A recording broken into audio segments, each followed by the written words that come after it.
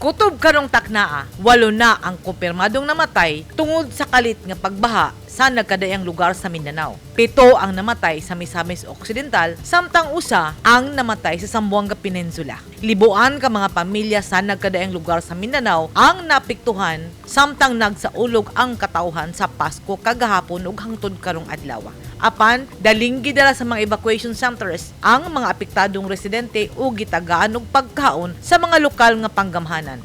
Nahinabi sa News 10 Philippines si Misamis Occidental Governor Henry Ominal ug mao kini ang iyang pahayag. Early this morning, evacuation katong hard-headed nga wagid magpatuo sa atong appeal for voluntary evacuation kagabi.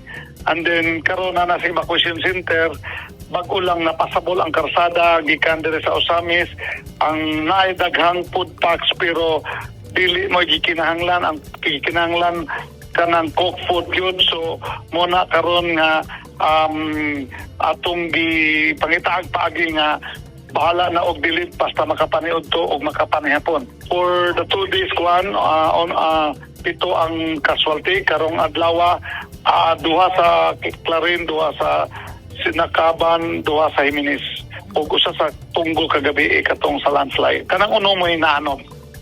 Gideklara na nga under state of calamity ang tibuok probinsya sa Misamis Occidental tungod sa kadagan sa mga lugar ug mga lungsod nga naapektuhan.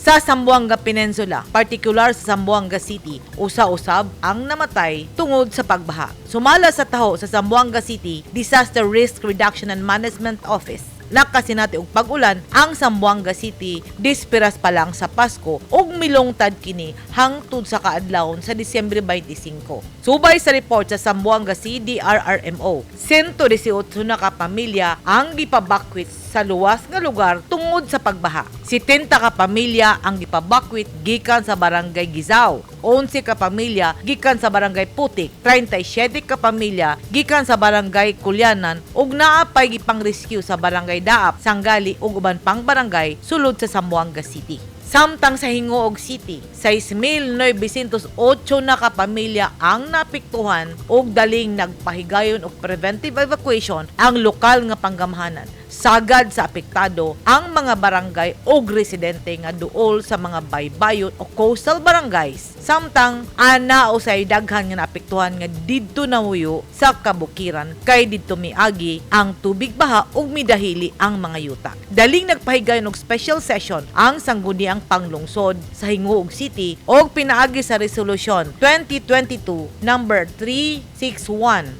Gipaubos na under sa state of calamity ang tibuok lungsod sa Hingoog City aron magamit sa lokal nga panggamhanan ang ilang calamity fund. Nasukad kagabi hangtod karon, aduna kitay mga barangays nga greatly affected, no, mo kini ang grabe gyud ang impact ug effect sa atong gihimo nga preemptive evacuation pinaagi kini sa atong nahiguman, no, nga kusog nga pag-ulan sukad pa kagabi.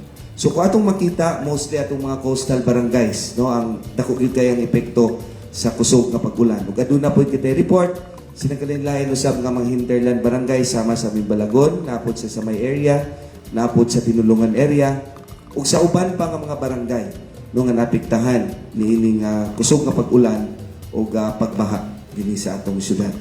So sa pagkakaron aduna kitay 6,908 families as reported nga naka-experience siya niining kusog nga pag-ulan nga atong gikandak ang preemptive evacuation. Ug api kaganinang buntag ang atong sangguniang panglungsod sa dakbayan sa Hingoog pinaagi sa liderato sa atong halangdong Vice Mayor, Vice Mayor Tadeos Tadoy Lugod, nagpahigayon og usa ka special nga sesyon base sa atong very urgent request as recommended by our CDRMO or our City Disaster Risk Reduction Management Office headed by Mr. Marlon Paho, nga ang atong dakbayan atong ibutang isip under sa state of calamity.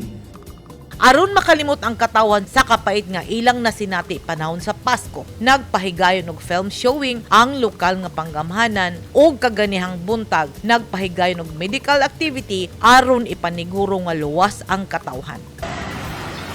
sa Oroquieta City, sa Misamis Occidental, ang iladong hanging bridge sa Tabok Norte na hugno kaganihang buntag. Base sa Facebook page sa People of Oroquieta, mitaas ang tubig baha sa Barangay Talik o sa Layawan River sa Oroquieta City. Matod ni Governor Uwaminal, nagsigi pa karon ang relief operation sa nagkadayang lungsod sa Misamis ug padayon pang gimonitor sa provincial government ang sitwasyon sa mga evacuation centers ug ang sitwasyon sa nagkadayang sapa sa nahisgutang probinsya. Samtang sa Iligan City, dunay 71 ka pamilya gikan sa Barangay Hinaplanon ang anaa karon sa evacuation center human mipakanaog og direktiba si Mayor Frederick Siao nga ihikling na sa evacuation centers ang mga residente nga duol sa sapa ug duol sa dagkong kanal. Human mitaas ang tubig baha sa Tubod Bridge, Steel Bridge sa Barangay Palao, Mandulong Bridge, Submarine Bridge, Malindawag Steel Bridge ug Panuliran Steel Bridge. Samtang sa Lamitan City, Basilan, naapektuhan ang upat ka barangay nga duol sa dagat ug duol sa sapa. Apan, daling gibalhin sa evacuation centers ang mga residente. Ang tanang disaster operations nga gihimo sa mga lugar nga naapektuhan,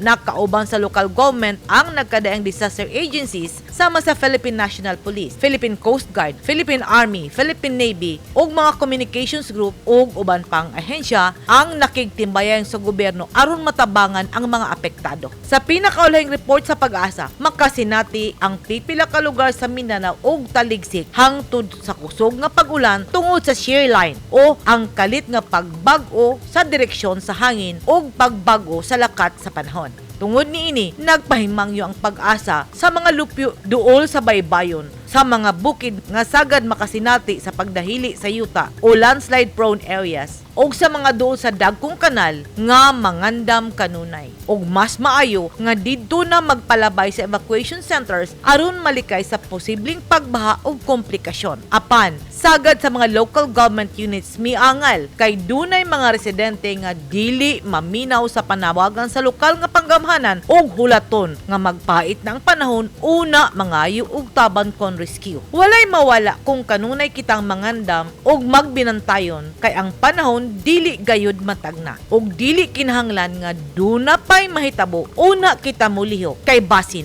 ulahi na ang tanan. Edith Kaduayan, News 10 Philippines. Stay safe!